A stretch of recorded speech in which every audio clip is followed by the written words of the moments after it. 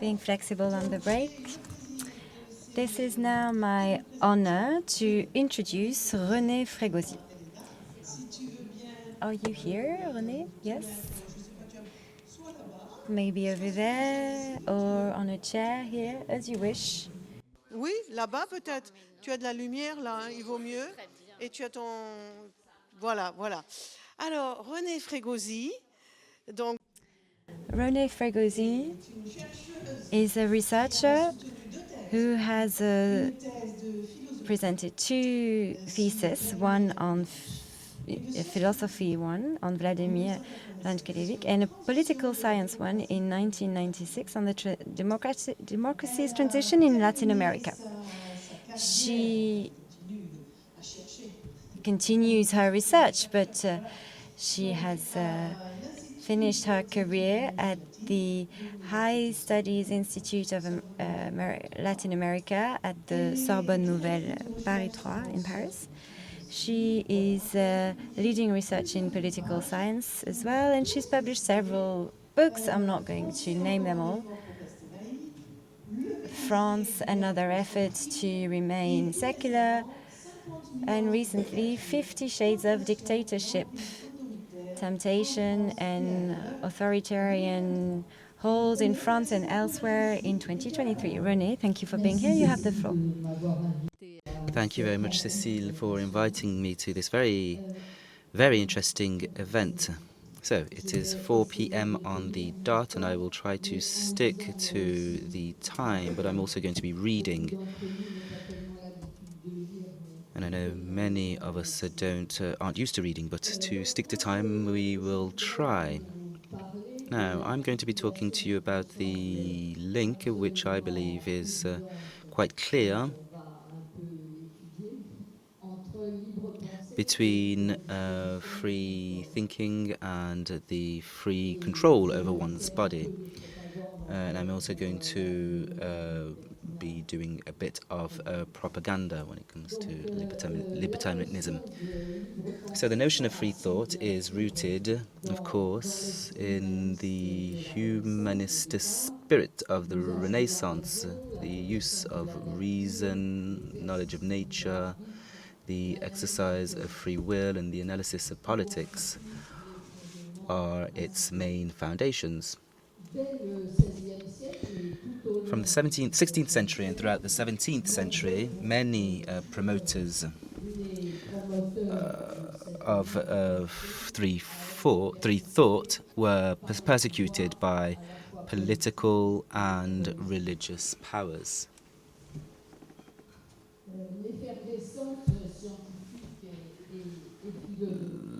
Scientific and philosophical effervescence fell victim at this time to the theological confrontation between Reformation and Counter-Reformation, and further was a victim to the phenomenon of royal absolutism. So this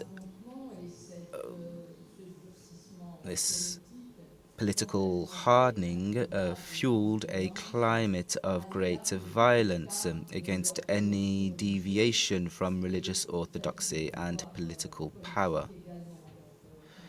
So we know of the massacre of Protestants in St. Bartholomew's, and also the massacre of Catholics in Dauphiné and Nîmes, and then also Giordano Bruno, who was tortured and executed in 1600 in Rome at Campo dei Fiori, and then also the Neapolitan Lucile Vanini, who was burnt in Toulouse in 1619.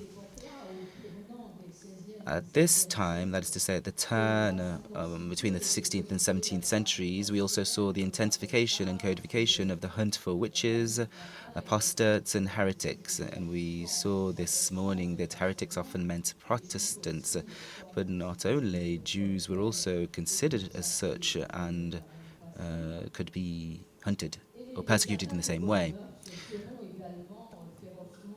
offences against public decency were also fiercely repressed. Théophile de Viau, who wrote a splendid poem, was burnt alive at the stake in 1623 for obscene verses that were published in the Parnasse collection of satirical poetry. And in 1662, Claude Le Petit was also burnt at the Place de Grève for his lively Le Bordel des Muses. Free thinking did develop throughout the 17th century, throughout the philosophy of libertinism, which questioned three main areas: religion, politics, and morals. Libertines questioned the politico-religious order that constrained minds and bodies, from the Latin libertinus, the freed slave. The libertine is first and foremost someone who frees his or her mind from dogma, indoctrination, and by extension, the rules of life imposed by a power that contravenes the very nature of individual freedom. The fight for the free disposal of one's body, and in particular for sexual freedom, joins that of free thought. And a libertine philosophy thus intersects with the philosophies of the Enlightenment, and I say the philosophies rather than the philosophy, because it is really plural, and I think all of us agree with that.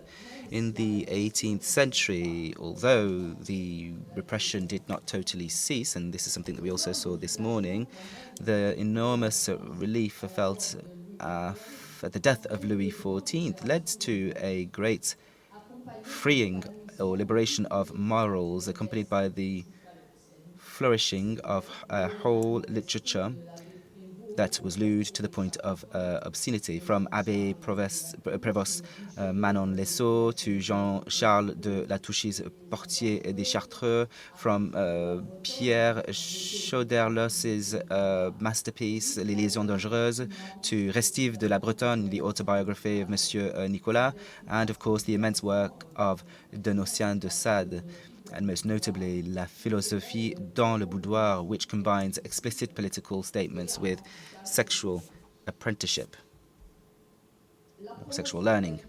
The promotion of sexual liberation, and in particular of homosexuality, as in Cyrano, Savinien de Cyrano, known as Bergerac.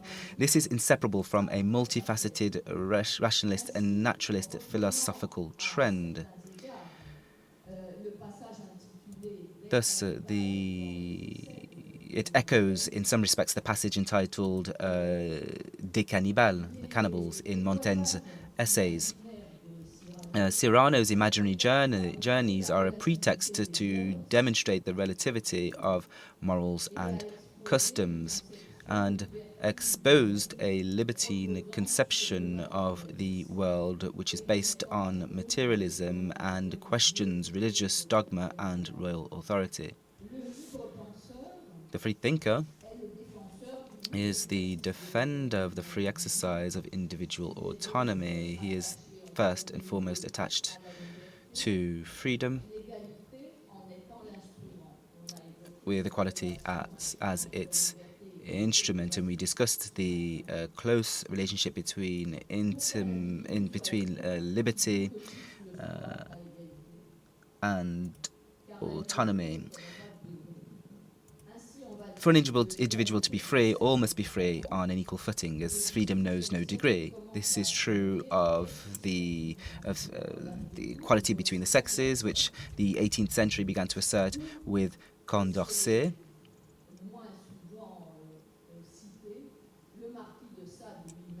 or the Marquis de Sade, who wrote in the Philosophy of the Boudoir, "Charming sex, you will be free, you will enjoy like men all of the pleasures that nature has made your duty.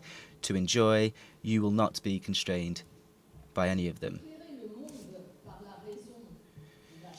Enlightening the world through reason and science against absolutism and ignorance.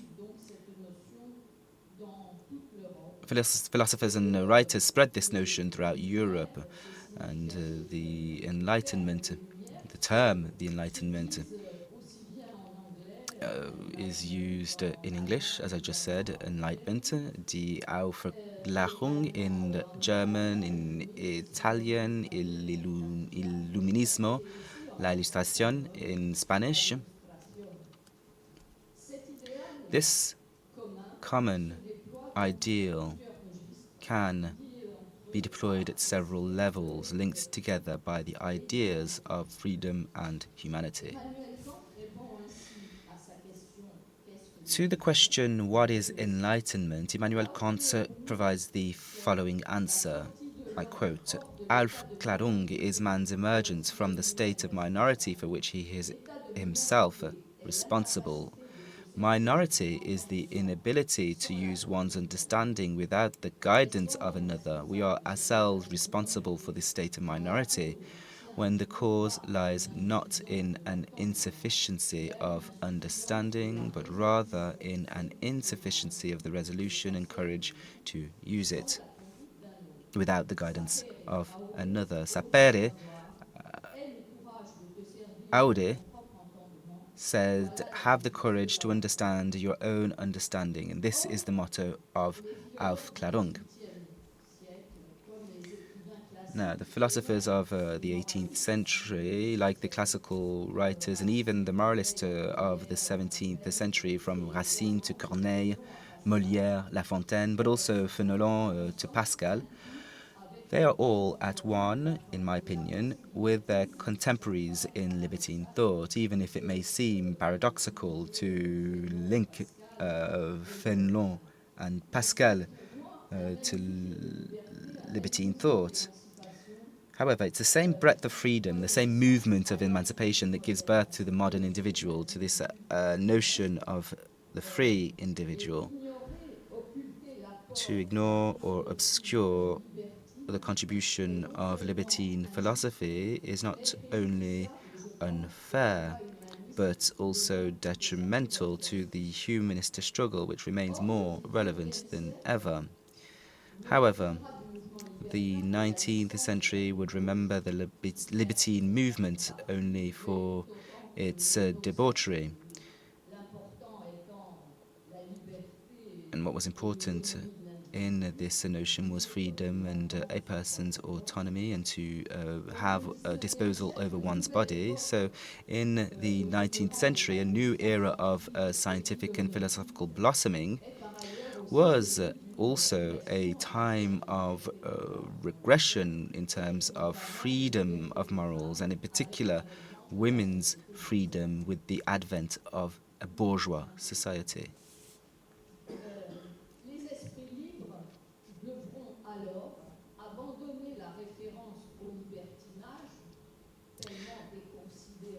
So free thinkers had to abandon the reference to libertinism and invent a new term to define this notion. So in the 19th century, the term libre pensée, free thought, and libre penseur, free thinker, came to be known.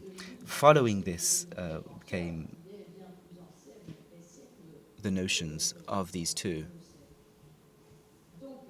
So, these terms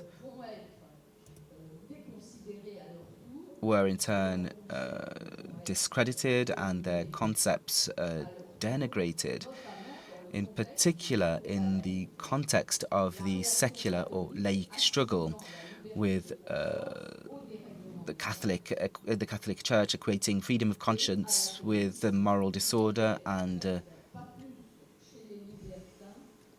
atheism, which in fact was no more systematic among free thinkers than it was among libertines rather.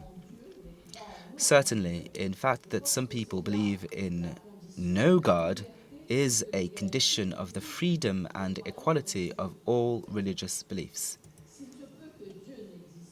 if it is possible, whilst it's possible that God doesn't exist, and he does, and then he does, he can take any form and be honored according to the various rites and cults.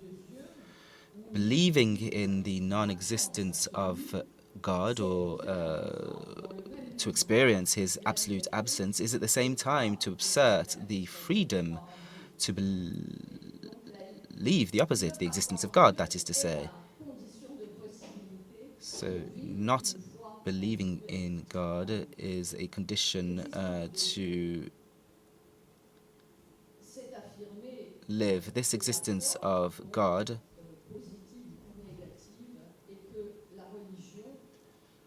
asserts that faith, whether it is positive or negative, and religion or non-religion, well, this means that faith and religion come from the free choice of an individual and not from the order of truth or social cohesion. So secularism or laïcité is not therefore synonymous with atheism, even if its first combatants were atheists. That is to say that they believed in the non-existence of God, and that is also a conviction, it's a belief. It's not a truth. There's also agnostics, that is to say, those who consider that the knowledge of God's existence is inaccessible to the human mind, or miscreants, that is to say, those who don't even think about whether God exists or not. On the other hand, the holders of power, the masters of religious beliefs, the prelates of the church, have always fought against secularism.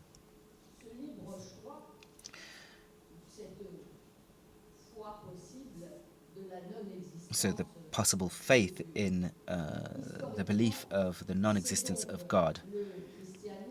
Historically, then, it was Christianity as a state religion, whether Roman Catholic, Orthodox, Greek, or Russian, that was the first opponents of secularism, whereas, as we mentioned this morning, Protestants and Jews in countries where Catholicism is the dominant religion, on the other hand, have generally supported the reforms and secular laws that liberated them from this domination.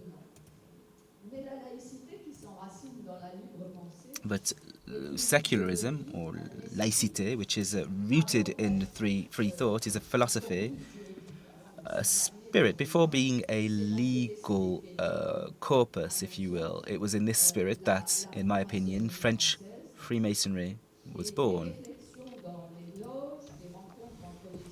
So, reflections in the lodges and meetings between the various Masonic obediences gave rise to numerous oppositions, particularly in France, oppositions to legislation which was often avant-garde for its time, ahead of its time. And this was the case for the proposal made by Henri Cavaillé in 1947, which was a law that sought to legalize abortion, and this only came to fruition in 1974. Henri Cavaillé, in my opinion, is really the Masonic figure that would really link free thought and the free disposal of one's body in all of his in all of the law proposals that he made. This is what he would seek to do. Other of his proposals came to fruition more quickly, such as the possibility to divorce based on mutual consent. Now, this is also about having free disposal of one's body, or the creation of a Tribunal de l'informatique et des libertés, court of IT and freedoms, which would become the famous CNIL in France. And he was the commissioner of the CNIL, Mr. Cavaillé, what Kayave rather was a commissioner for the CNIL for 12 years. He was a tireless innovator and also distinguished himself by proposing a text on same-sex marriage, and for many years of activism was at the head of the Association for the Right to Die in Dignity. But I should like to remind you that he was also a Mason. It was a Mason, Mr. Nuruith, who in 1967 pushed through the law authorizing the use of contraceptives, and in particular oral contraception known as the pill, which made another considerable leap in favor of women's liberation by creating or giving them control over their procreation. By enshrining the primacy of the individual over the religious, cultural, family, clan, or ethnic community, secularism ties individual freedom to the rule of law that guarantees it. In this respect, the emancipation of women from their material and symbolic domination is directly linked to the secular principle.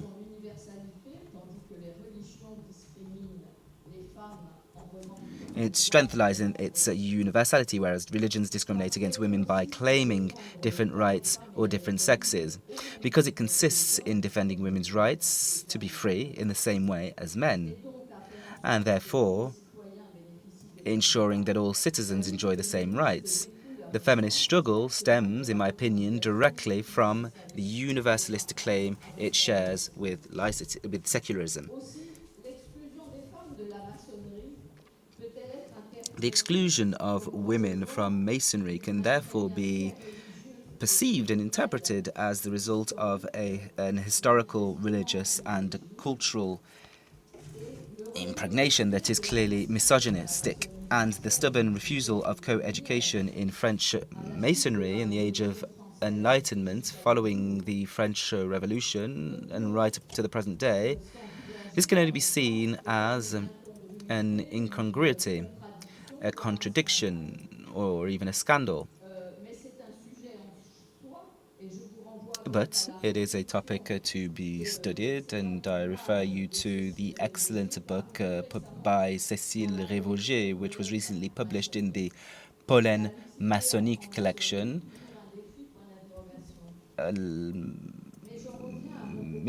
mixed heritage in franc-maçonnerie, in Freemasonry. Is this still a challenge? No, but to return to my initial point, today, Islamism, totalitarianism of the third type, is an illustration of this. Sexual repression in Islam is inextricably linked to the submission of women, and also hinders their freedom of expression and their freedom of conscience. Atheism is persecuted even more than in other religions.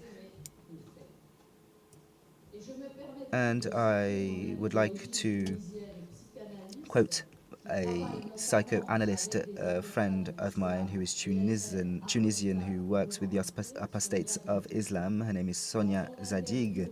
And in a recent interview in Charlie Hebdo, and I'm going to quote what she said in her interview, "You don't emerge unscathed from this terror that is transmitted to you from a God who follows you everywhere, from the fear of hell, from the religion that governs all of life. Islam is above all a social contract, a vademecum that tells you exactly how to behave and forbids you to think outside the dogma. The subject is drowned in the collective, and it's impossible to say, I." We need to stop this deleterious transmission where mothers say to their daughters, your body belongs to you. You can do with it what you want. You can enjoy and love it. But the road ahead is long, alas. On the other hand, Sonia said, I make a distinction between Islam and Muslims who want to live out their faith in peace. I have nothing against either faith, but how can I, when my fight is for freedom of conscience? And the word Islamism is a Franco-Western word, something that doesn't exist in Arabic. So how do you think outside the language? Well, Islamism is a neologism which hides that which we do not wish to see, and we must absolutely have to stop being called Islamophobic when you criticize Islam. This is a way of preventing us from speaking. France must protect apostates who are threatened with death, and to trivialize the fact that you can be of North African origin and not be a Muslim, North African origin, an atheist, apostate, or agnostic. End of quote. So as to conform to the secular principle, Western religions have had to become more secularized. That is to say, they had to admit that submission to God only concerns believers, and that submission is only tolerated if its translation into the lives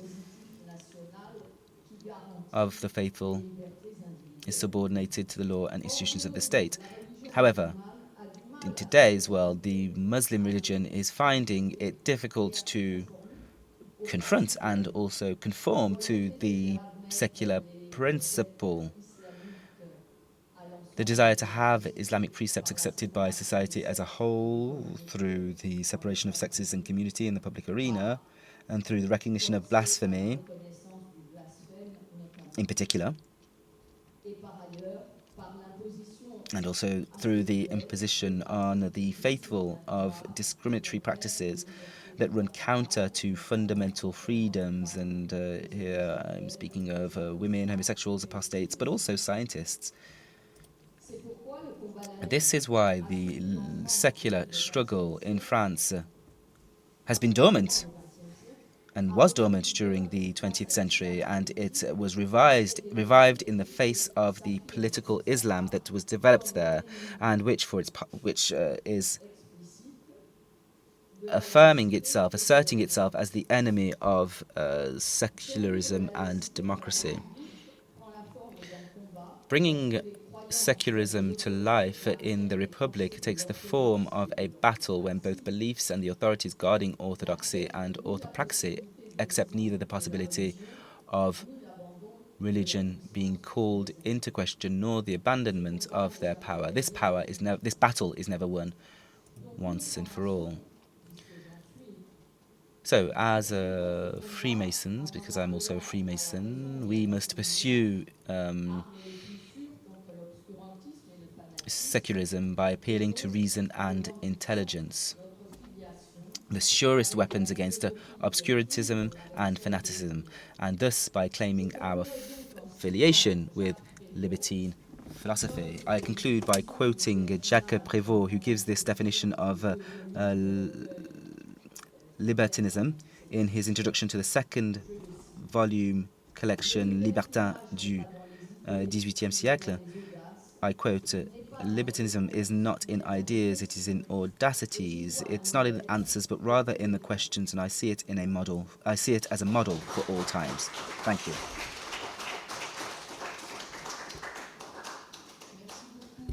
Thank you very much, René, for that magnificent journey which links freedom of conscience and disposal of one's body. A great story of emancipation of men and women right through enlightenment, and libertinism was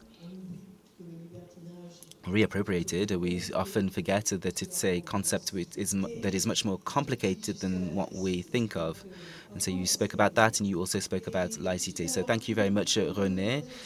Now, as with the previous sessions, we're going to keep the questions until the end of this session so that we don't upset the pace of the afternoon. So without further ado, I'm going to give the floor to Patrice Morla, who is a doctor in history and specializes in French colonies in the 19th and 20th century.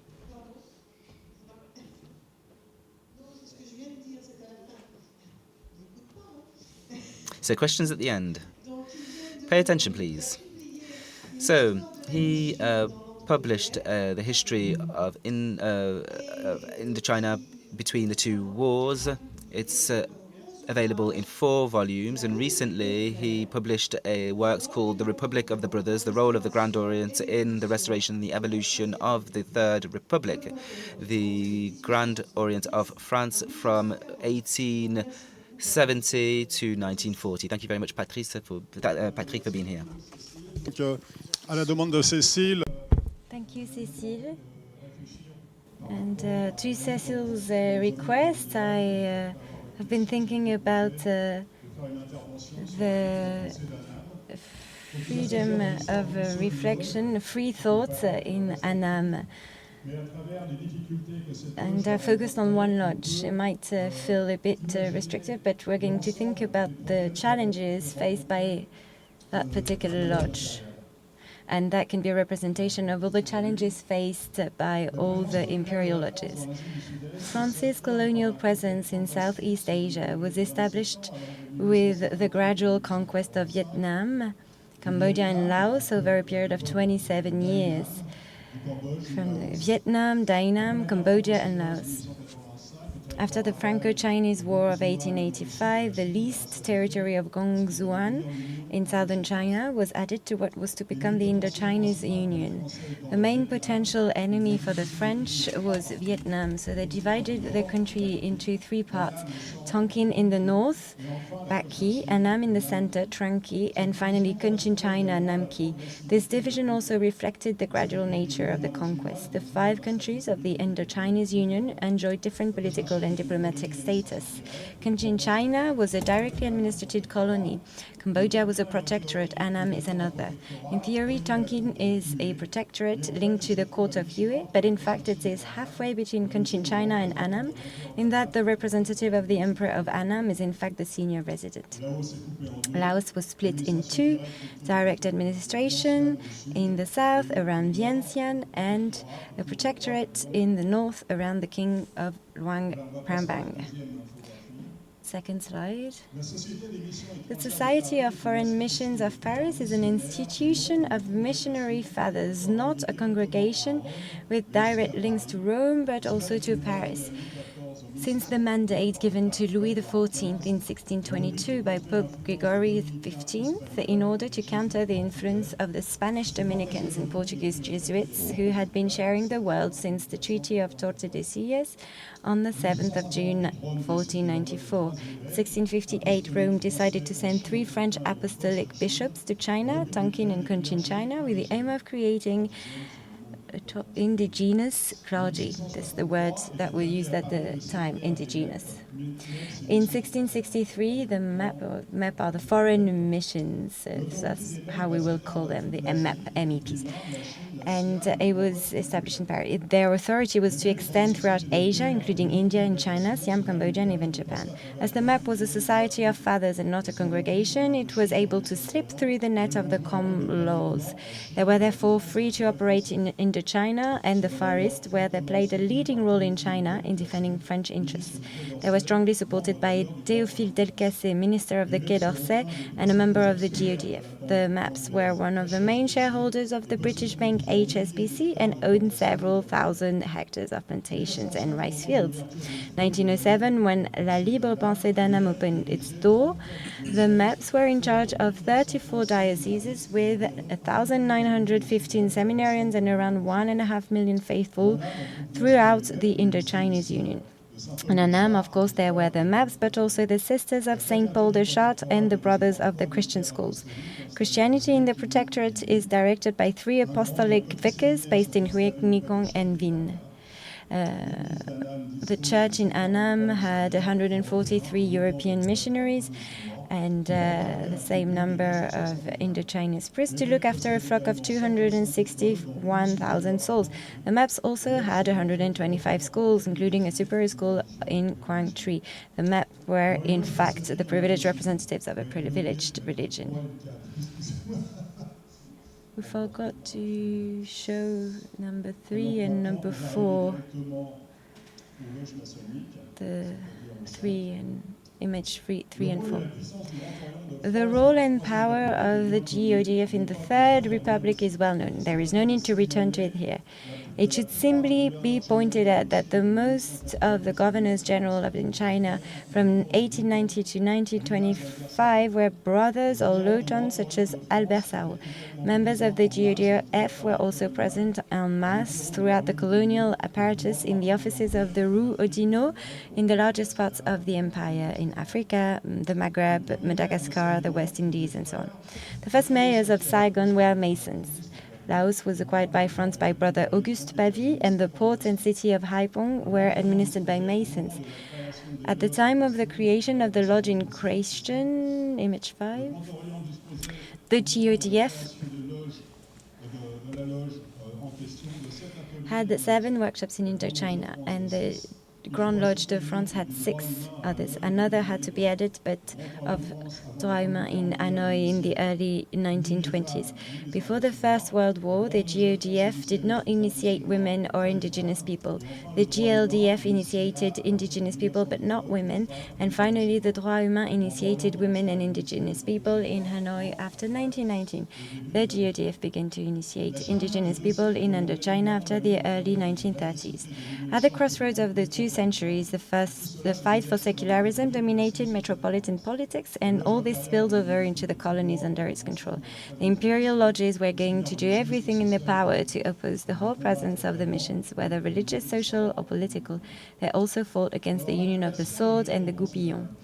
The creation of the Libre Pensée d'Annam. The names of the lodges reveal the choice of action that the workshop undertook to carry out. As in metropolitan France, where there were only 3 Libre Pensée lodges in Narbonne, Aurillac, and Paris, we can only find 2 colonial lodges in addition to the one we are interested in here in Annam, which included this notion in their name where they opened their lodge. Thus, La Libre Pensée in Algeria in 1881 and République et Libre Pensée de Papeete in 1905. It should be noted, perhaps premonitory for the workshop that interests us today, that these two lodges did not survive. There were several reasons for opening a lodge in Annam. Firstly, the first protectorate was a vast area covering 1,500 kilometers. It took a liner 4 days to sail from Saigon to Haiphong and completely devoid of any Masonic organization. The maps outrageously dominated the protectorate, both in its French and Annamese structures. However, many of the civil servants who came to Hue were ours, according to a notice sent to the Council of the Order. In 1906, 4 brothers living in Touran managed to identify each other and then began looking for others who could live in the protectorate. Touran is ideally situated as a port linked to the capital Hue by a railway line. It was therefore an essential stop-off point for all civil servants and colonists traveling to the country. As the brothers were not sure they would have enough masons to light the fires, they decided to create a Masonic triangle to serve as a point of contact and thus to be counted. The brothers in Touran obtained the support of the Réveil de l'Orient in Saigon, which also encouraged them. The number of brothers rose from 5 to 22 in 1 year, 5 of whom were on leave. However, the triangle formula did not allow the initiation of laymen with a view to advancing Masonic views in the country so as to establish the institution of a truly universal, secular and social republican regime. The protectorate government, basing itself on statements to the effect that anti-clericalism was not an export product, did not concern itself with the actions of the missionaries.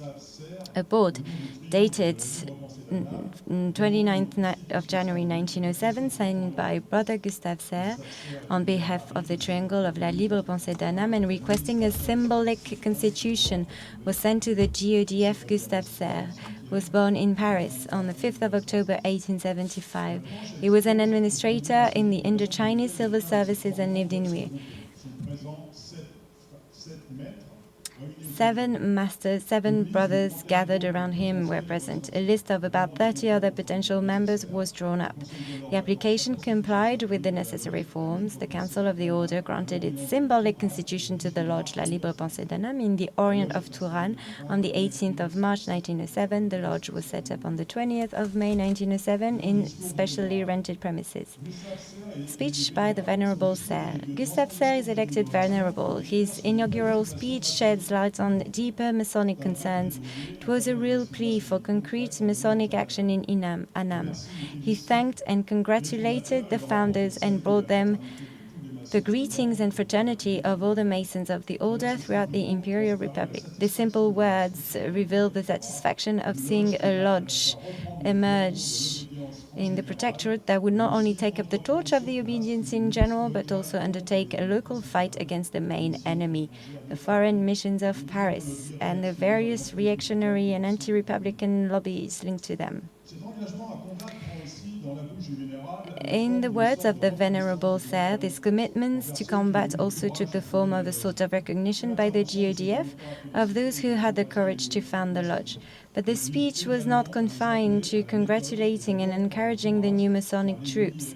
It also called on them to adopt a method, first and foremost, through courage, because the enemy is powerful and will not fail to counterattack, but also to fight with prudence and perseverance, avoiding attacks on individuals.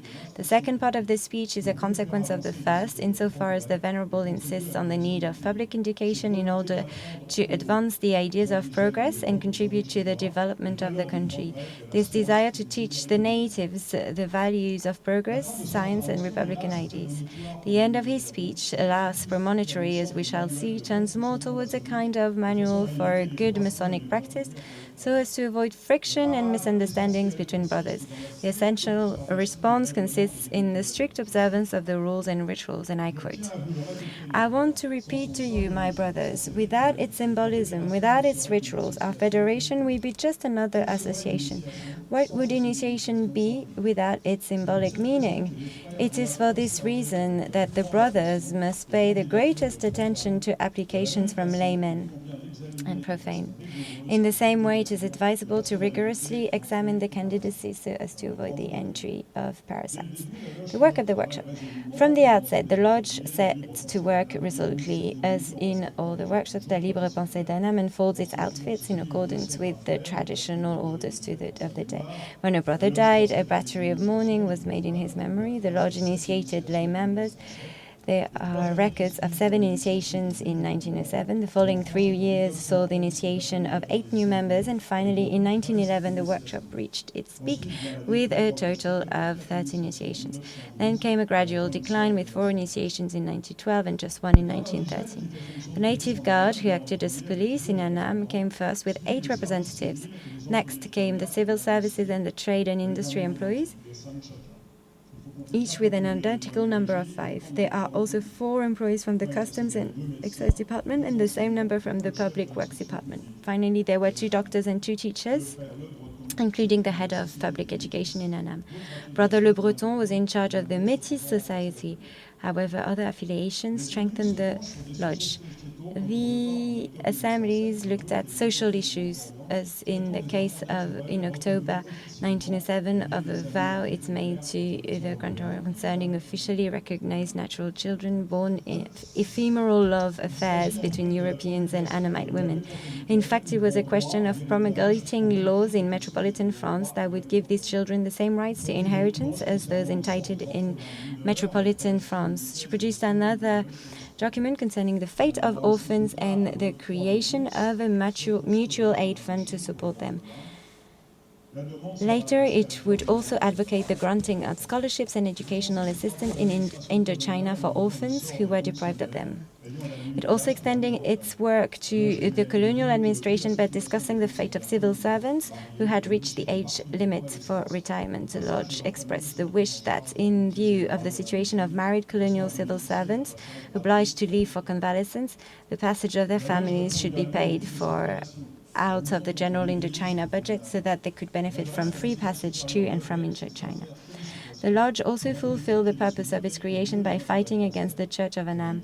It expressed its sincere congratulations to Resident Superior Lefebvre for the policy he had pursued in the best interest of France. It was important for the lodge to protect the Annamese populations from the harmful influence of the missionaries. The teaching of hatred of the Republic in Christian schools must be prevented. To this end, it issued a vow, which it forwarded to Riccadet, calling for the complete secularization of all public services, in particular French and indigenous public education.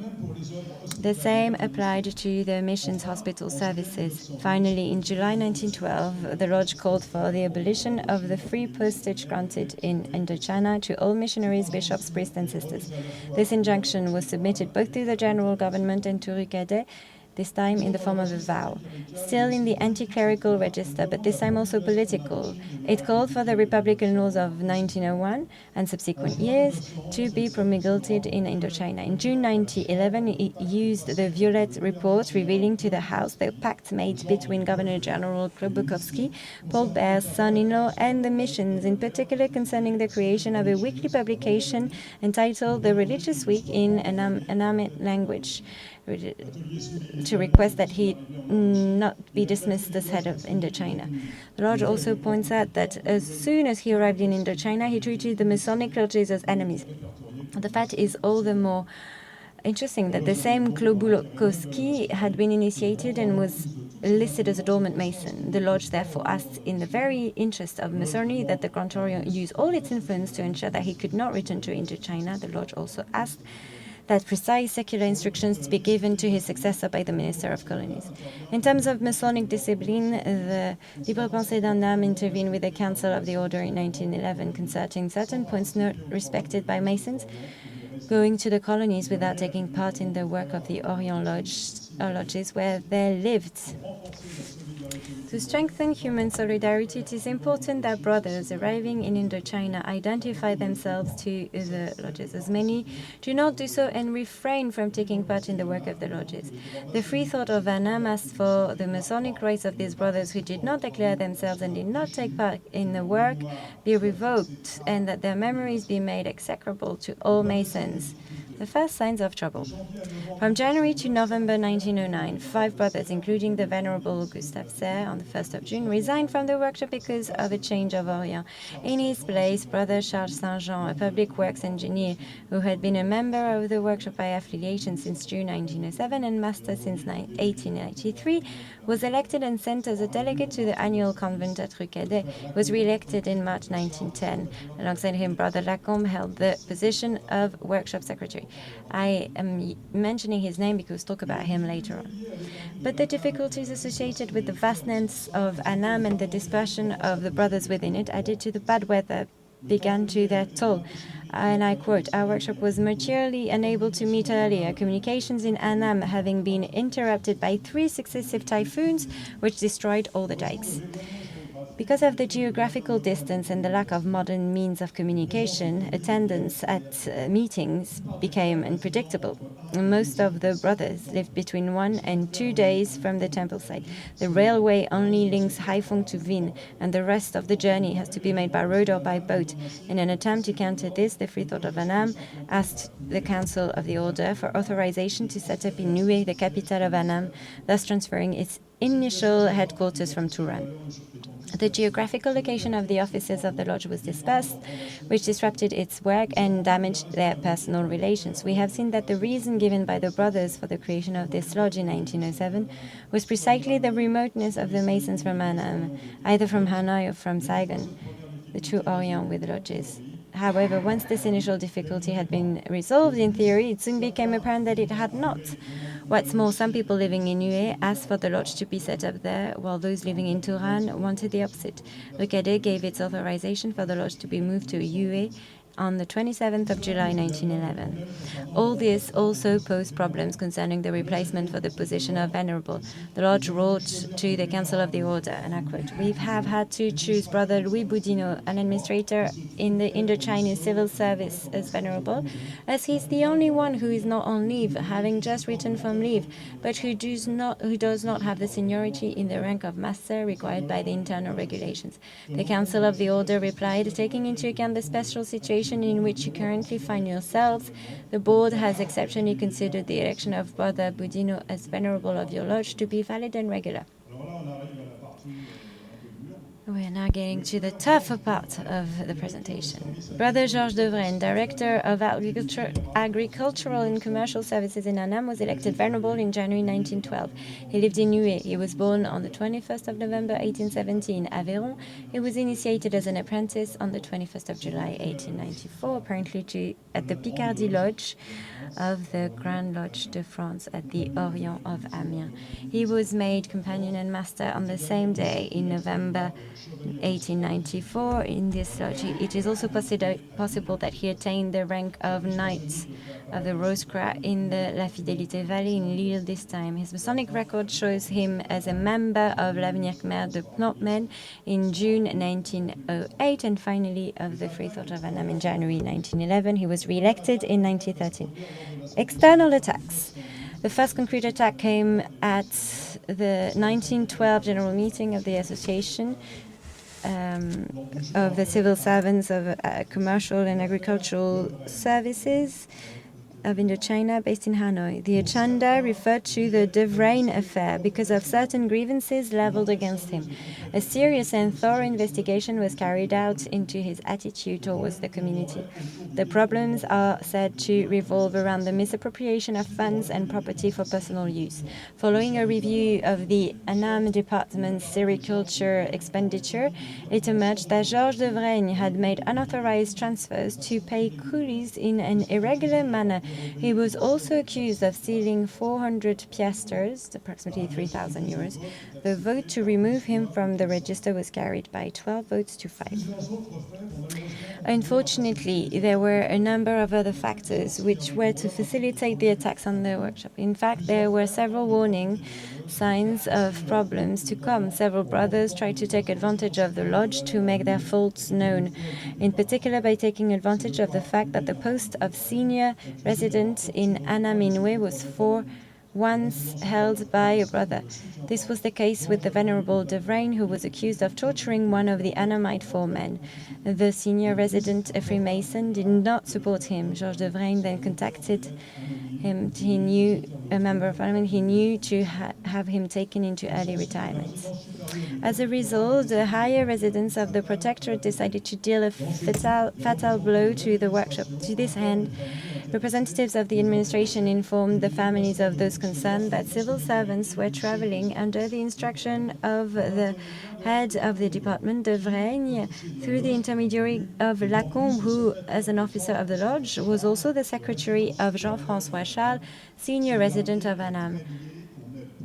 The latter, Charles, had close ties with the map. Lacombe had promised Charles to demolish the lodge, which is why he sent the brothers to the provinces. There were three of them, de Vraine, Charles, and Lacombe. All three had an interest in closing the lodge. Now it appears that a sort of agreement had been reached between the administration and the Venerable. The very clerical senior resident, Charles, used all these affairs to destroy the lodge. At his instigation, the administration played on the dubious morality of certain brothers, including the Venerable de Vraine himself. Internal causes. The external conflict against the lodge was coupled with a parallel conflict within it. The decline of the lodge was largely due to internal dissension at the time of the de Vraine affair. It is important to emphasize the problems created by the interpenetration between the administration and the lodge through inverted rivalries within the lodge and within the colonial administrative apparatus. Georges de Vraine was considered as authoritarian by several members of the workshop. He used the columns of the the Réveil du Tonkin to sow discord and mischief among the members of the workshop and the country's civil authorities. As soon as his actions were denounced by members of the lodge at the meeting of 10th of August 1912, de Vrain had only one thing on his mind: to wipe out the workshop and its troublesome witnesses. He began by refusing 5 pay rises that would have strengthened the lodge, because he now wanted to destroy it. For his part, Brother Delmas, an administrator attached to the general government, declared that Brother de Vrain had the most detestable reputation in the secular world, and that his presence at the head of the lodge was doing the lodge great harm. The free thought of Annam was mothballed as a result of violent internal conflicts and external attacks. A clear opposition was established within the workshop between de Vrain and Lacombe on the one hand, and a few brothers in favor of the mothballing, and the grand expert Le Breton and others who want to keep it active on the other. Lacombe, secretary to the superior resident Charles, seemed to be playing for him and obeying his orders against the lodge. He's going to vote for for mothballing. The Venerable de Vrain tried to justify his request for the lodge to be put to sleep by reproaching the members who refused. He writes, "We must get out, the lodge no longer works, it's a fact. We can no longer exist because the split is between us. I propose to ask the Grand Orient to mothball the workshop." On Sunday, 10th of May 1913, de Vrain convened a meeting to vote on the closure, but the quota was not reached and the decision to close was invalid, turning the event into an unofficial meeting. Despite this, he sent a message to the Council of the Order to obtain approval. Faced with the hostile reactions of those opposed to the closure of the workshop, Georges de Vrain resigned not only his venerable office but also his membership of the lodge. A few days later, however, he's reinstated. He reinstated himself. This was one of the points of attack made by his brother opponents during the trial that followed. Opponents of the mothballing argued that the split did not exist except as regards the interpretation of the general regulations concerned the withdrawal of his resignation.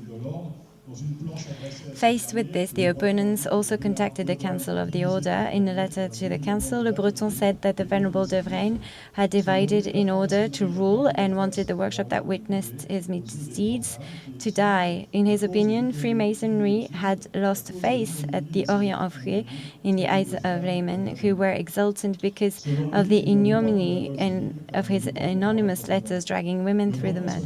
According to him, he did not want the lodge to live because he did not want to appear before it. Le Breton then asked the Council of the Order for advice on the matter. He asked for an inspector to be sent and even proposed the name of Brother Meff from Hanoi as the ideal person given his rank. Georges de Vrain's proposal was rejected by the Rue Cadet. Brother Paquin of l'Étoile de Tonkin in Haiphong asked the brothers of Annam not to close their lodge. In February 1914, as a result of all the events mentioned above, only a handful of the 26 members of the lodge were really active. Of the 7 officers, only the grand expert remained. All the others are in France or have resigned. The problem shifted to financial matters, and the workshop was no longer able to meet his needs or pay the Masonic tax. From then on, the mechanism for extinguishing the lodge was to be gradually and painfully put in place, and even led to a Masonic trial which provided us with a large part of the documents used here. The internal attacks were then drowned in procedures of Masonic jurisdiction and quotas necessary for the validity of the assemblies, all wrapped up in rivalries, hatred, and mutual accusations. On the 29th of May 1914, Brother Bruce Mish, 31st, was in Hué to meet the two parties and felt that under these conditions the lodge would not be able to function normally given the distances involved and even if harmony returned. But things dragged on because the war did not help matters. A notice dated 5th of May 1915 stated that the Council of the Order had still not taken a decision on the life of the lodge. There were only 3 members left in the Orient of Huy, and the situation was even worse than 1907. In fact, the Free Thought of Annam will go dormant for the same reasons it had asked to light its fire, namely the dispersion of the brothers in the face of the power of the missions. Thank you. Merci beaucoup. Merci beaucoup, Patrice. Thank you. Thank you, Patrice.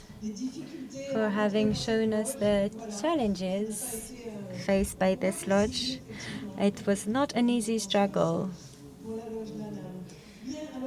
Free thought for the Annam Lodge. I'm now going to give the floor to Devrig Moles, also a doctor in history, director of the Archives of Argentina's Grand Lodge, the author of a beautiful thesis presented in 2012, and I had the pleasure of listening to it as I was part of the jury. Atlantic and Latin Triangle, Latin America, and the Masonic system. Devrig, you have the floor. Thank you.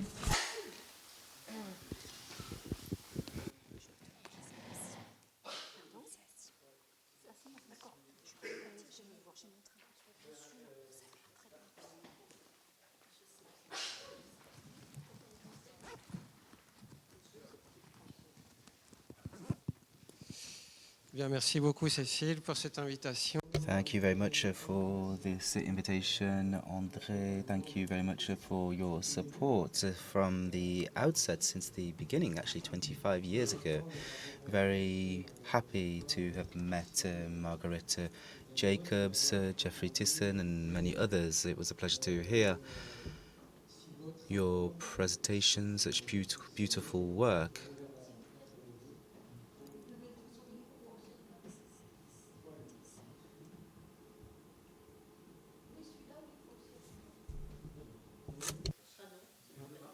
Ça marche?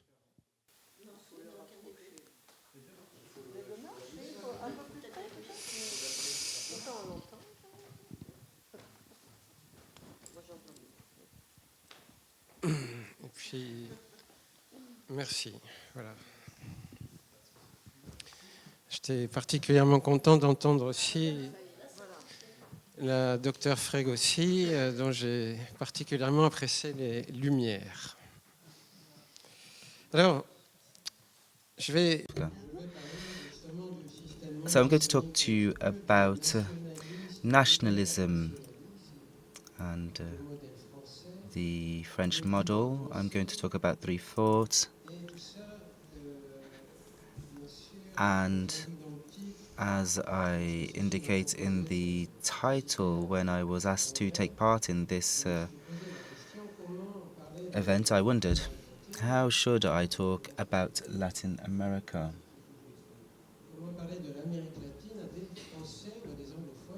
To French people and to Anglo-Saxons without going into too much technical details.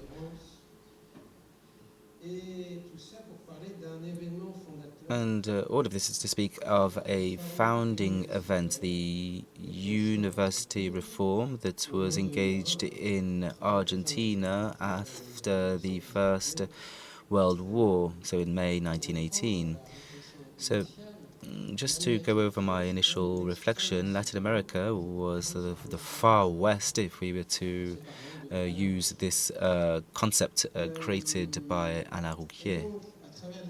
So throughout the example of the university reform, what I hope to share with you is how the non-Masonic system acts as a space of circulation, of production, and sometimes of action, of political culture and social practice. A space which lent itself to an intellectual, political, national and international movement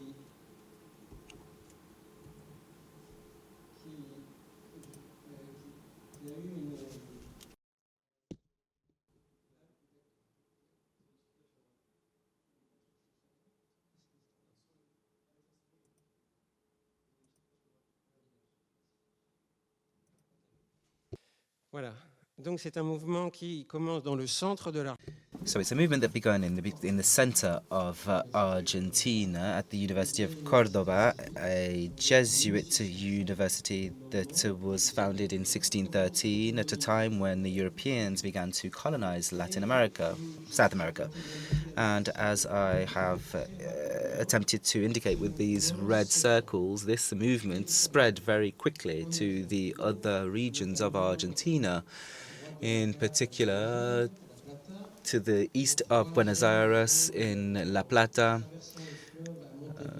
then crossed the river to Montevideo, the capital of Uruguay, and then a little bit further northwest in Santa Fe, Mendoza, and then it spread to Chile, to the Valparaiso universities, to Santiago de Chile, and then also Concepcion.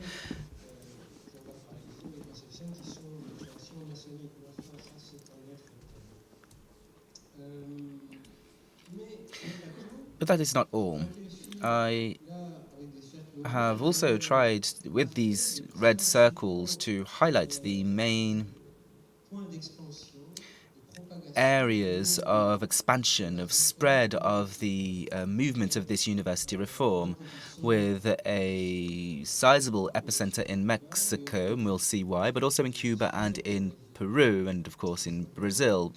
But that is not all, since this model, the model of university reform, which should be after 1918, profoundly structured the Latin America culture, and we'll see in what sense. But this was also demanded in May '68 in Paris as a glorious antecedent. I'm not sure if it was Argentine exiles that said that or not. And it was a founding event, and it was sufficiently powerful and current for the Minister of National Education, who was responsible for the ministry in 2018, Jean-Michel Blanquet, took the time to organize 2 conferences on this topic in Argentina at the time. So this is a very current movement. Now, this is about the cultural history, not just of Argentina and Latin America, but also it is to do with the international relations and the relationships between France and Latin America.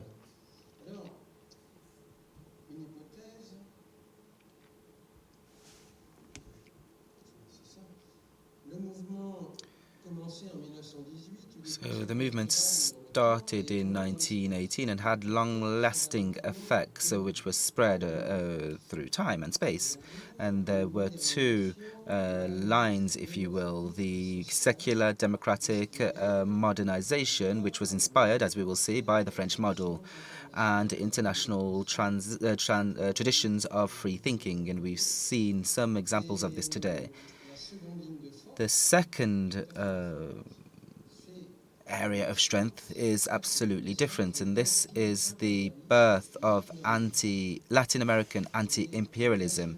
That is to say, peripheral defensive nationalism, which plays an essential role in Latin American history in the 20th century. Just one example: Che Guevara, for example, was a figure of this culture, and he was born in Cordoba.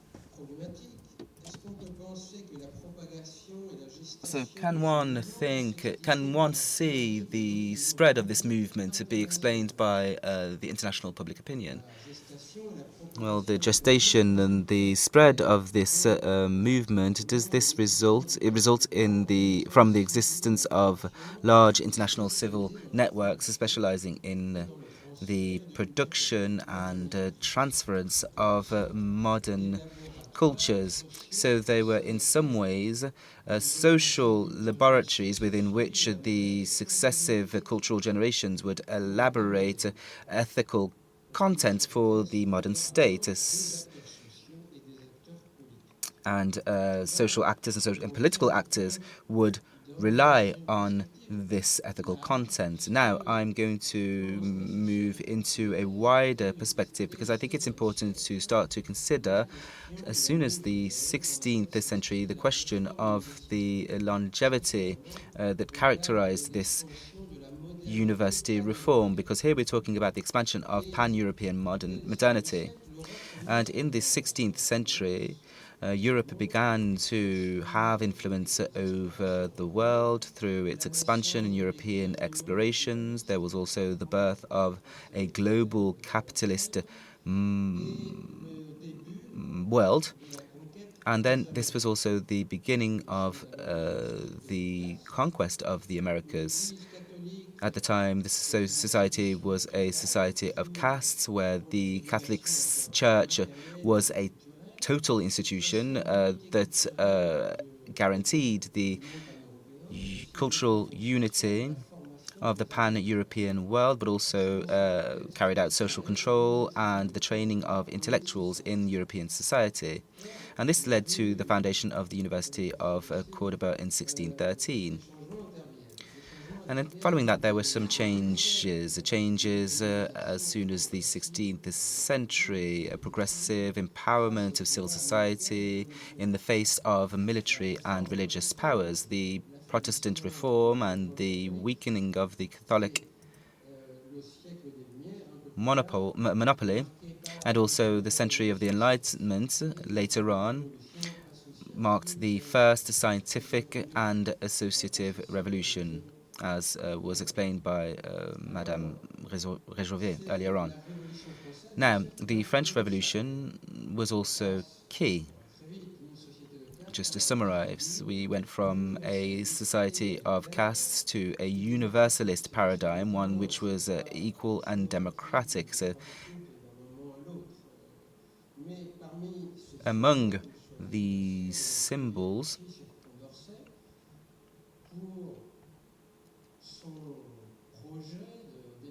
for Condorcet's project for national education, scientific education, state education, secular, popular, mixed education, that is to say, the modern school, in 1792. And this inspired citizens who were able to assume their democratic sovereignty. And of course, although this is not directly linked, I had to also mention Ars Social and the project on universal suffrage that was extended to women. Now, in the 19th century, well, then, as Eric Osborne was saying, this is the century of a double revolution. And this can actually be stem from the 18th century. But within this process, as I was saying, it was a double scientific revolution, a revolution in natural sciences with the advent of the theory of evolution. After so much research, the proof was there. And this research was actually costly for those that spread it in the beginning. However, there was a revolution in social sciences as well, because following the French Revolution, social sciences were created, and they were created as a way to give governors a way of controlling and understanding social change. I won't go into detail, but this is the time of Renan and others where the sociology and the history of religions became more prevalent.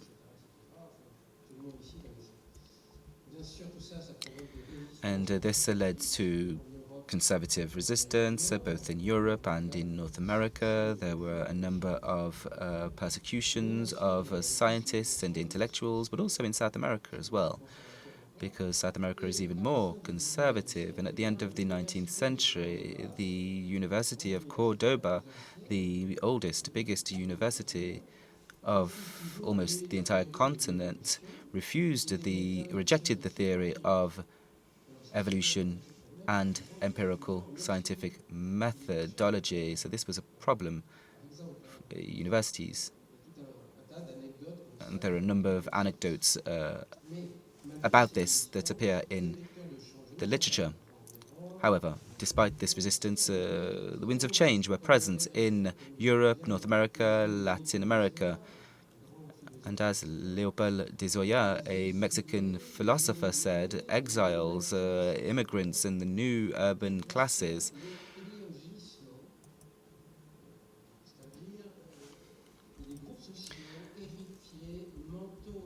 displaced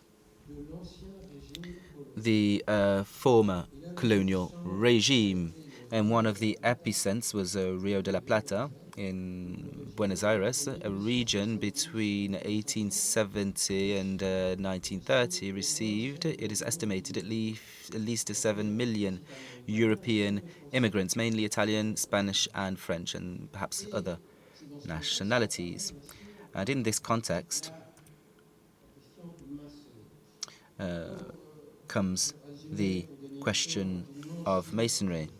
So I'm going to perhaps skip the invention of masonry between the British Isles, Holland, and France in the 18th century, its cosmopolitan characteristics, but I should like to underscore that very quickly these networks popped up across commercial channels. And according to some estimations, in 1789, and we saw the emergence of a national network of associations in the British Isles, but also a network of international associations as well. The American continent was the main recipient of this movement. But this was limited to the French areas of the country, the British areas of the country. The colonies, the Spanish colonies and Portuguese colonies were moved by this movement. Why? Well, quite simply because the monarchistic empires, the Catholic Church, were opposed to anything that may escape social control. And in fact, at the beginning of the 19th century, we have societies which were, for the most part, very traditional and which did not offer any or very little public space that was likely to welcome the development of civil society that was more or less autonomous of political and religious powers. And then we had the Atlantic revolutions, in particular the French Revolution, which changed the international order and the Iberian empires in Latin America. And this led to national liberation wars. Now, the Rio de la Plata, Chile, and Mexico played a role of a precursor from 1810. Now, to conclude this introduction, in Europe and in Latin America, cultural change preceded and prepared political change. In Latin America, political change preceded cultural change. And the first Masonic networks were extremely political networks. Now, the first generation that I call the Waterloo generation is the generation that I hope you can see here, that left us with the national stamp seal of Argentina.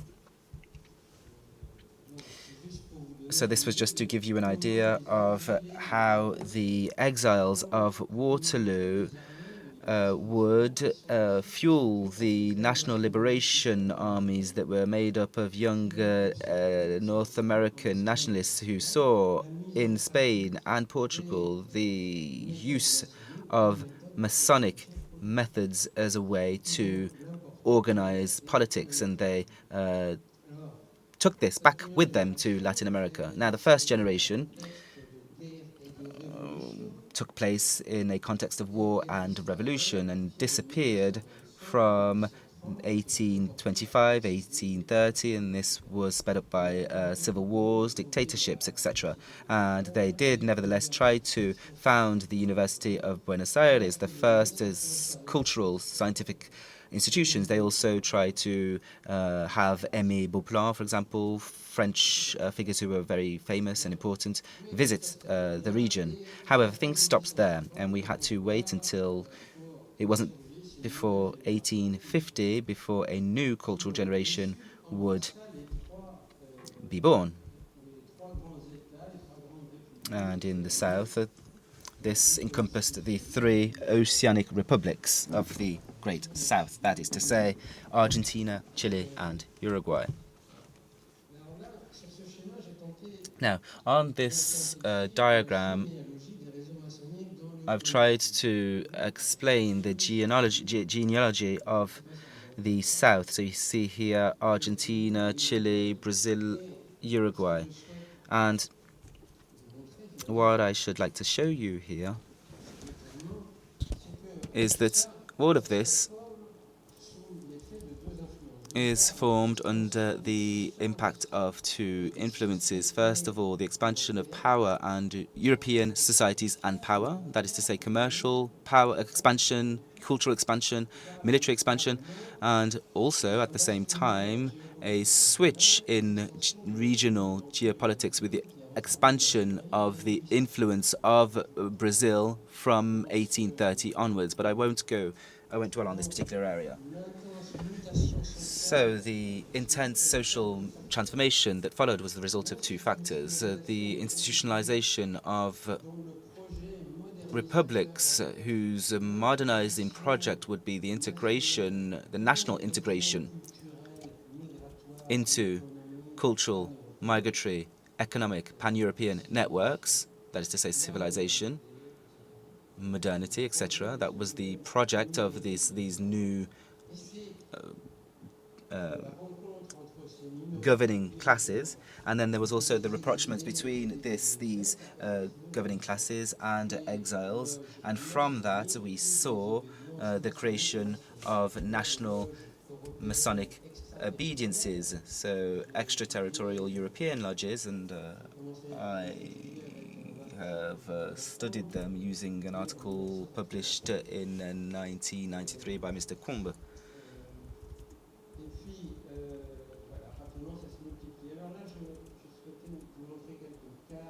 So I just wanted to show you a map from a book that I'm currently preparing. This is 1930 to 1950, the expansion of the Masonic system. North America has a separate map.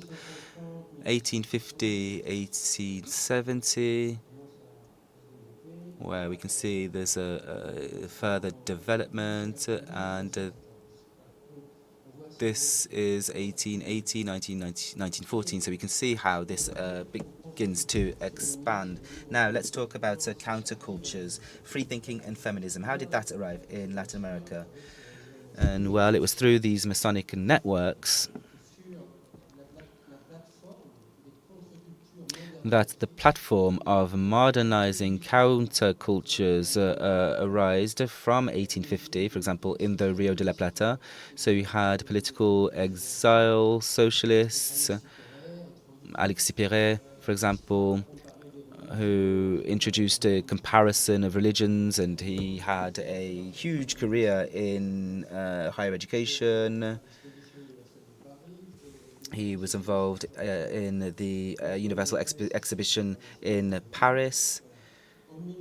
And in 1869, President Sarmiento, who was entered into a Grand Lodge of the Orient in Chile, founded the National Academy of Sciences in Cordoba, just 100 meters away from the Jesuit college, which is opposite it and still is to this day. And this is a model that would be repeated in other cities. In 1880 and the following years, we had the Third French Republic, and what happened there? Then there was the secularization of French school, obligatory free primary education, and then in 1905 there was the foundation of the National University of La Plata by a Freemason who was Minister of Education, and according to his detractors, who were nationalist and Catholic, the university was a genuine anti-religious lodge, a group of liberals, Freemasons, and socialists with their vice rector Alvarez, Grandmaster of Freemasonry and member of the International Congress of Free Thinking. Its secretary, the Marxist and Freemason Enrique del Valle y Belluquia, and the professor Victor Mercante, the materialist, the biggest materialist of the country. End of quote. So, a structure based on the Argentine and Latin American section of the International Federation of Free Thinking is not a surprise.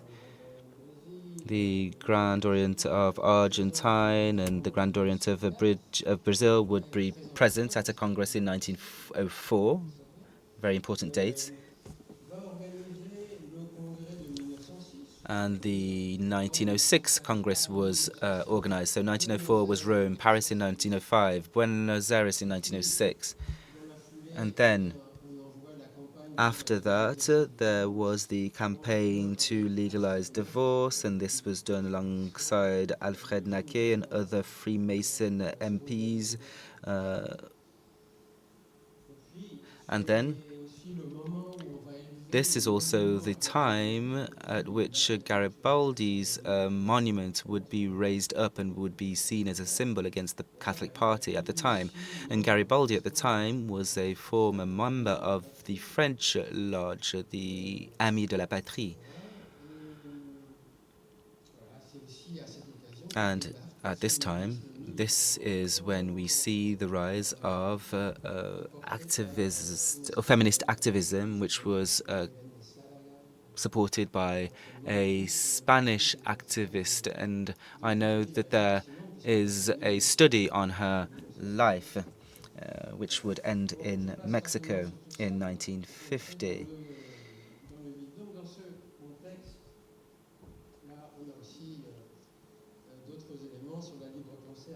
So there are other elements that I'd like to share with you about free thinking in Argentina. So as of 1918, that is to say, from the beginning of the university reform movement, Cordoba, which was a Masonic home since the 1880s, became the seat of the National Institute, and as of 1918, the Grand Orient of Argentina mobilized its network of lodges. And then we see some documents that attest to the correspondence that was sent. There were conferences organized. There were key lists that needed to be mobilized, and there was a collaboration between the federations and the Masonic lodges. There were roughly 7 student federations. And then there was the modernization of rituals, which would, and here we're in 1923, which would integrate combative notions of, in the speeches that came before the rituals themselves. A number of protagonists were or had been Freemasons.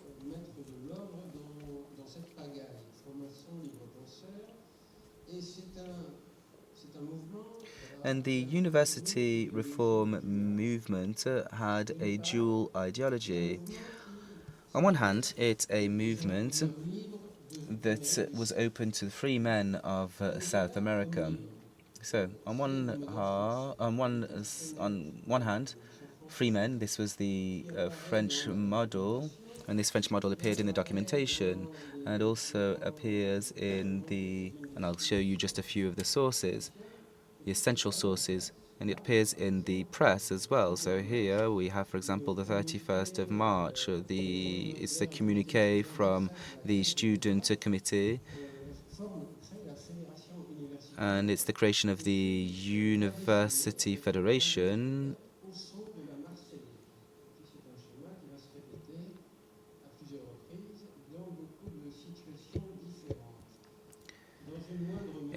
To a lesser extent, reformists were also interested in the North American model.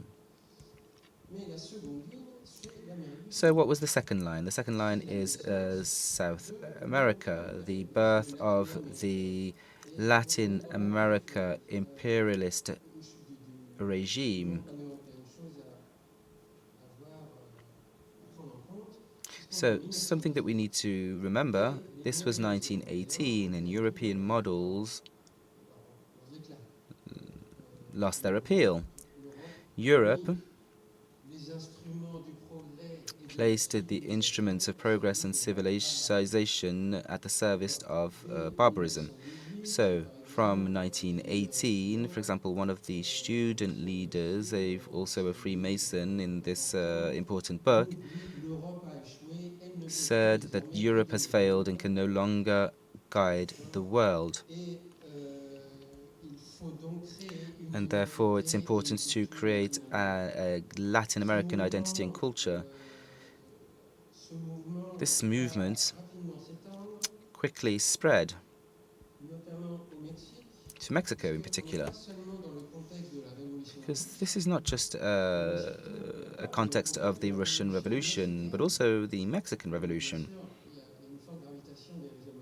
And of course, there was a gravitation of the Masonic networks, and here we have the person who represented Argentina at the Rome and Paris congresses, a socialist who represents Argentina here in 1915. And he was presenting to the revolutionary students in Mexico. And in accordance to the statements of the day, he was very much struck by the founding of the Latin American Union and the confrontation between the Latin American world and Anglo-Saxon imperialism. So the Mexican Minister of Education went to Buenos Aires, and in 1925, following those conversations that he had, founded the Latin American Union. And then during the same year, I'm going to conclude now, the first Ibero-American Congress, Student Congress, took place in Havana in 1923, in Uruguay in 1928, and then in Peru and Venezuela, etc. So the movement was a movement that was national and international. It included the heritage of the French Revolution and also the peripheral principles of socialism. And there is an underlying contradiction when we underscore the role of the Masonic network in these mobilizations. Why? Well, the national Catholic opposition that was French, Spanish, or Latin American accused Masonry to be the product of British imperialism. And it is true. In fact, we know this, but unfortunately, we cannot see the British lodges or Masons participate in this movement in South America. And I showed you at the very beginning the Latin American sphere, which was founded and which grew. And this was at the crossroads of two geocultural influences, the French influence and the British influence. But as of 1904, Latin American Masonry began to form their own regional organizations so as to gain in autonomy faced with the Atlantic Masonic networks. Thank you very much. Voilà, je suis désolée de... Apologies for interrupting you. I would like to have a bit of time for a debate because I know that some people have to leave. So I'd like René to come here with Beatrice. You can stay where you are if you want. Répondre. Voilà. René, on va mettre... Voilà, donc comme ça, vous pouvez poser les questions à nos trois intervenants. Donc... Voilà. You can ask the questions to our three speakers. Yes, Philippe.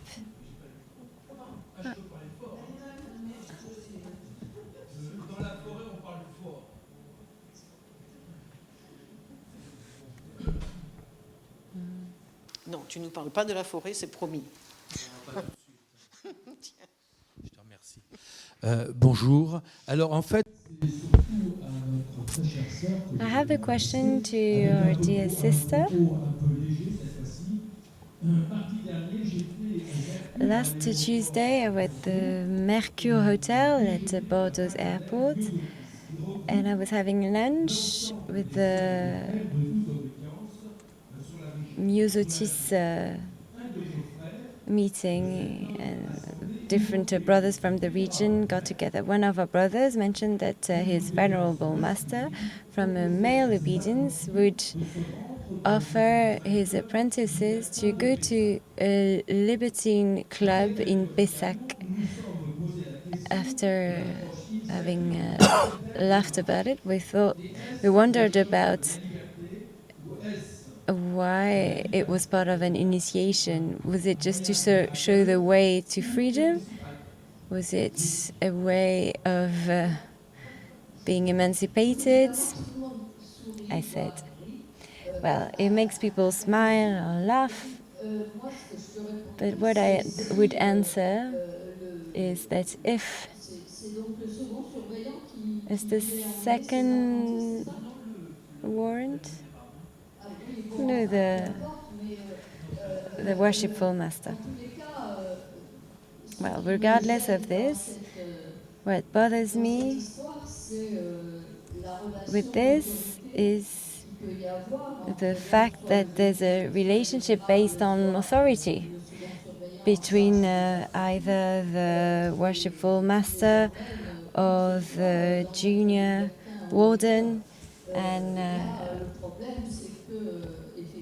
they can take them to a libertine club or another place. But the problem here is that it is a constraint to the freedom of people. I think that's a bit strange. I think that libertinism is the autonomy, the emancipation of the individual. Doesn't mean that you have to obey to any type of authority. So the free use of one's body is not about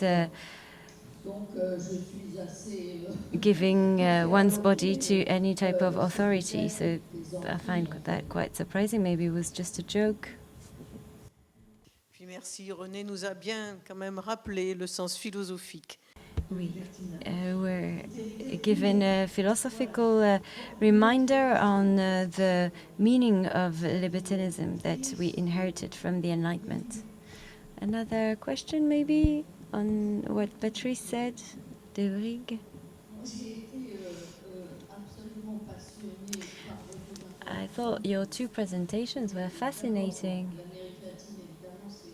Well, Latin America is one of my favorite fields of research, but regarding Vietnam, where I've only been once and thought was fascinating, it was in '91.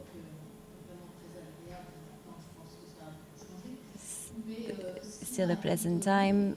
Now I'm sure it's changed quite a bit, but I knew that religious people, congregations, missions existed, and my father always told me that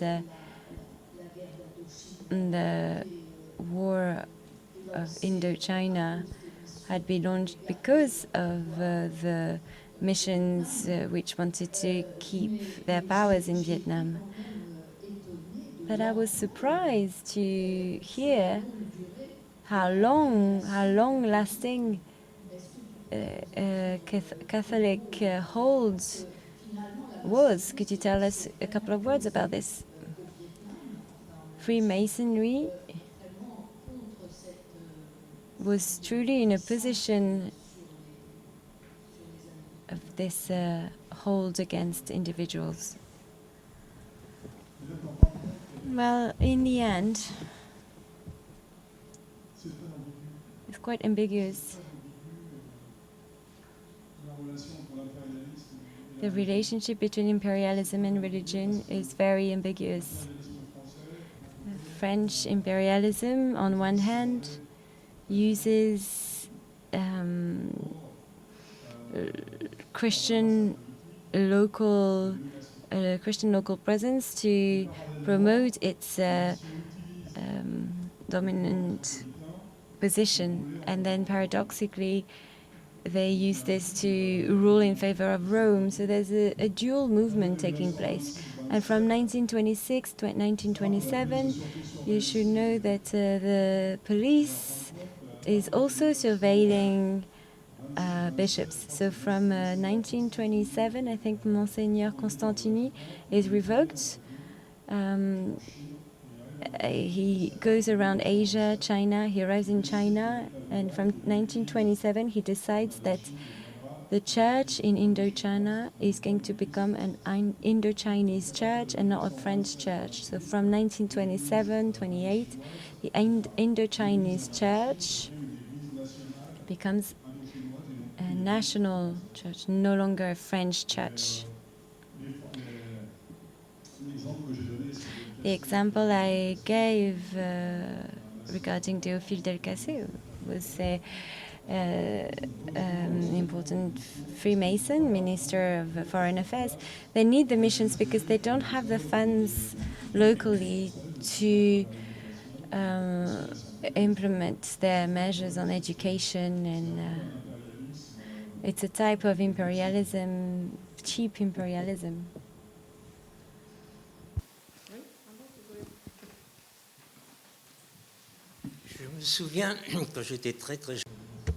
I remember when I was a very young Mason, and I'm very old,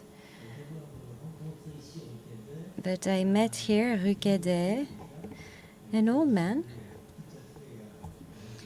who looked like a quite classic, traditional Indo-Chinese person, and he had been a minister in Ho Chi Minh. My question is,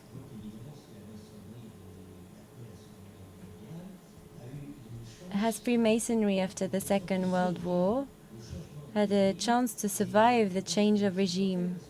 Why didn't it take place? Because in the end, there's a certain number of Masons. A teacher, for instance, I forgot his name, who was very close to him, to Ho Chi Minh.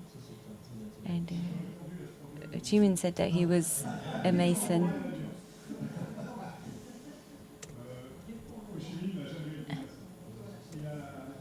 Ho Chi Minh was never a Mason. He applied, but as you know, to enter the Grand Orient, you have to have a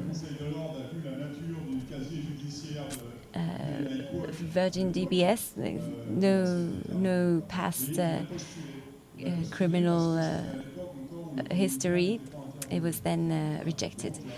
But he applied, and at the time there was a union between the socialists and the Vietnamese progressists, and at the time they went independentists. From 1925,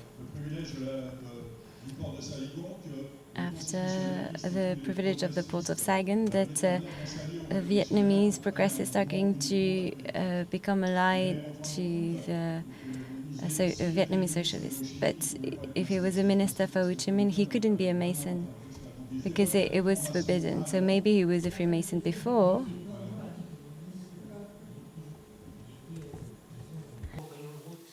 Ah oui, compagnon de route, c'est possible, oui. Thank you for specifying this, because yes, there's a rumor about this. I was told that quite often.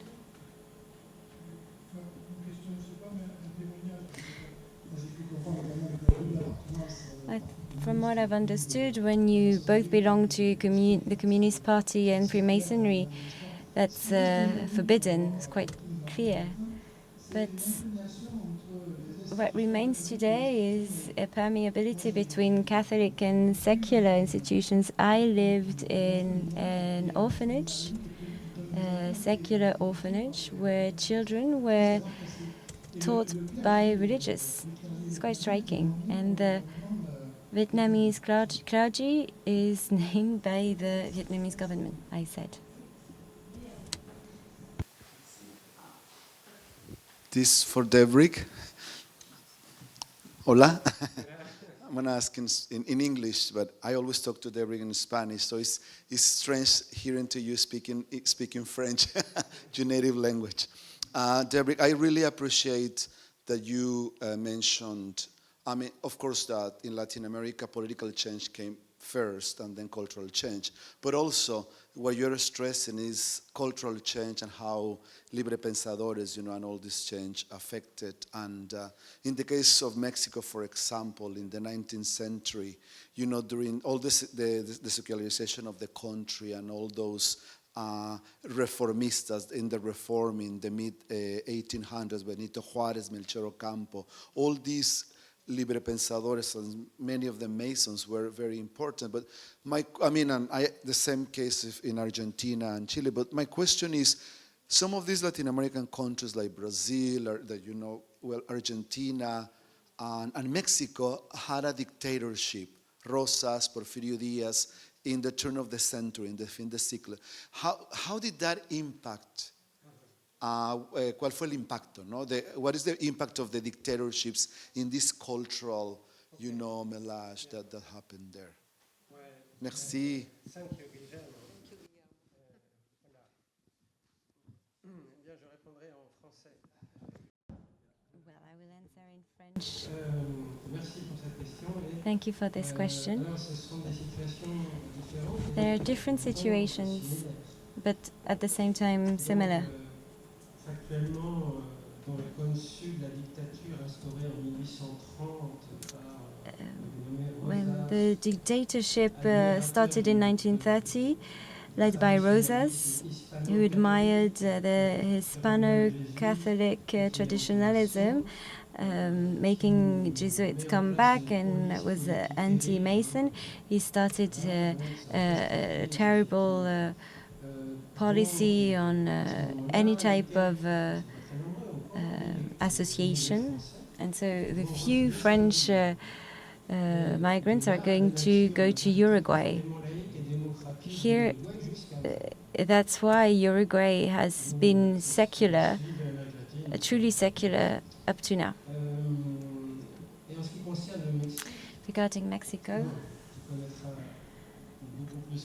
you'll know it better than I do, but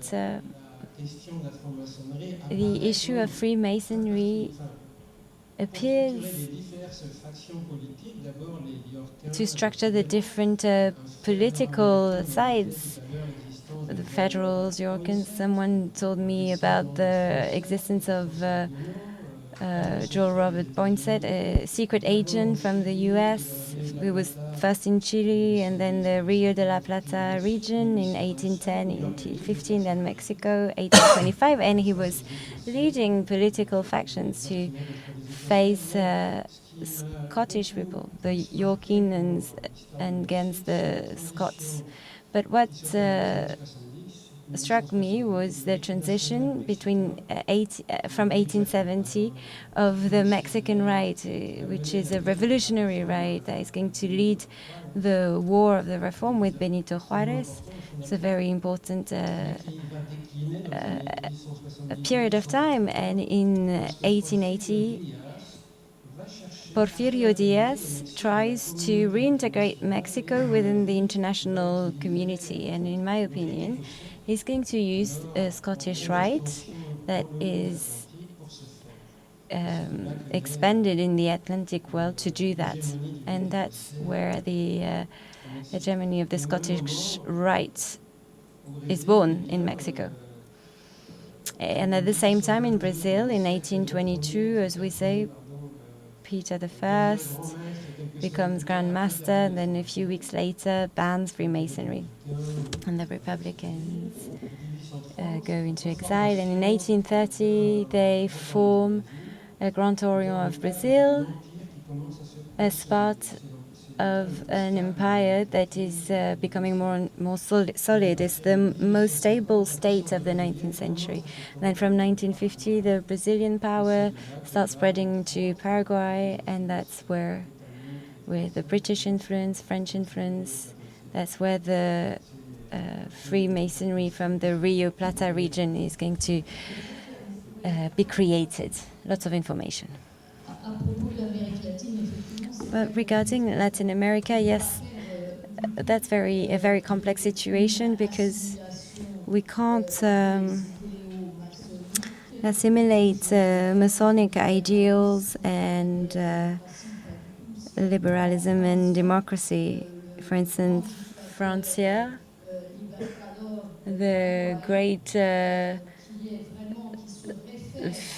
libertador dictator from Paraguay who refers to the French Revolution is Joel Supremo. Maybe you've read Joao Bastos' book, and it's a true character, very authoritarian profile.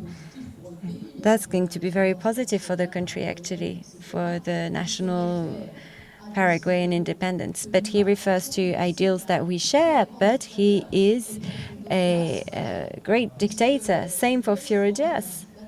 He is a dictator, even though he was part of the Liberal Party. The situation is very complex. And amongst the Creole elites from Latin America, it is also extremely complex because we feel that from the outside, that between 1810 and 1825, we see all the Latin American countries that are going to become independent. And we see this as a unified movement, but actually it's not unified at all. The first countries to get independent, the libertadores from the Creolean elites. Creole means that they are born there. It's not like in French, the same word means that you're mixed race. The people from the land de la tierra, people who were born there. And so the elites at the colonial time, but that are becoming independent, well, those first independent movements refer to the ideals of the French Revolution. And then the second movement of independence in Bolivia, notably, this is going to be a movement to become independent from Spain, which is itself now liberal. So it's a reaction against the Spanish liberalism, which used to be the former colonial power. So those elites are extremely racist, radical. This is extremely complex. But in all cases, the Masonic influence, the revolutionary influence in Latin America is obvious, but extremely contradictory. And one word on secularism. Quite often we say French secularism, French specificity, but if you look at the movement of the laicismo in all of Latin America, from Mexico to Chile, through Argentina, and even more so Uruguay, we have to say that in Uruguay, the split between the church and the state starts in 1903, even before the French law and the split between the church and the state.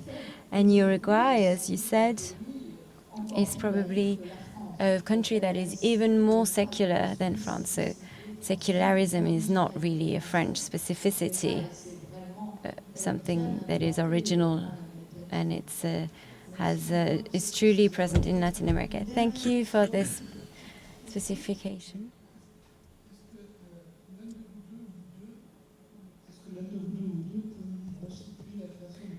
Could you tell us more about the creation of Costa Rica? Du Costa Rica est fondé par un So Freemasonry in Costa Rica was founded by a bishop, a revolutionary bishop, because that's to take note of Christianity is also a form of revolution, particularly in Latin America.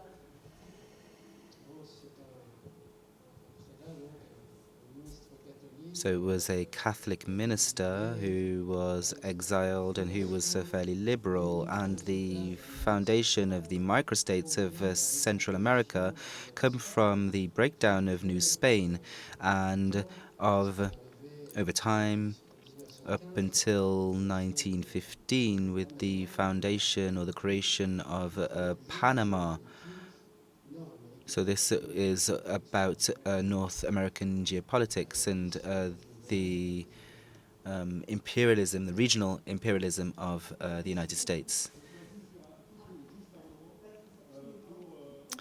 The interpreter apologizes. The comment is off mic. In order to understand the colonial masonry, it's important to look at Eric Cadet's work. That is fundamental. Rucadet's work. So are you talking about the Russian archives or all archives? All archives. They're available at Rue Cadet. Thank you to all of the speakers. And thank you also. I would like us to applaud the technician who's helped us and also the interpreters who have done some great work today.